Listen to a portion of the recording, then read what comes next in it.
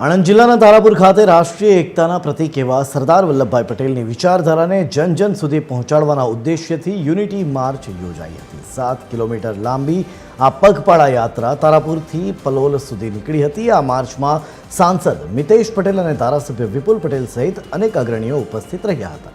આ રાષ્ટ્રીય યાત્રાનો મુખ્ય હેતુ સરદાર સાહેબની જીવનશૈલી અને રાષ્ટ્રને એક કરવાની તેમની ભાવનાને આજની પેઢી સુધી પહોંચાડીને રાષ્ટ્રીય એકતાના સંદેશને મજબૂત બનાવવાનો હતો। આ યુનિટી માર્ચથી સમગ્ર વિસ્તારમાં દેશભક્તિનો માહોલ છવાયો હતો। આજે સરદાર વલ્લભભાઈ પટેલ 31 ઓક્ટોબર 1875 જન્મ થયેલો એ નિમિત્તે 150મી જન્મજયંતિ વર્ષ નિમિત્તે આખા રાજ્યની અંદર, આખા દેશની અંદર, દરેક વિધાનસભાની અંદર એકતા યાત્રાનું આયોજન કરેલ છે। તે નિમિત્તે આપણા દેશના માજી નાયબ વડાપ્રધાન સરદાર વલ્લભભાઈ પટેલના જન્મજયંતિ વર્ષ પ્રસંગે આજે સોયત્રા ખાતે પણ આયોજન થયું છે।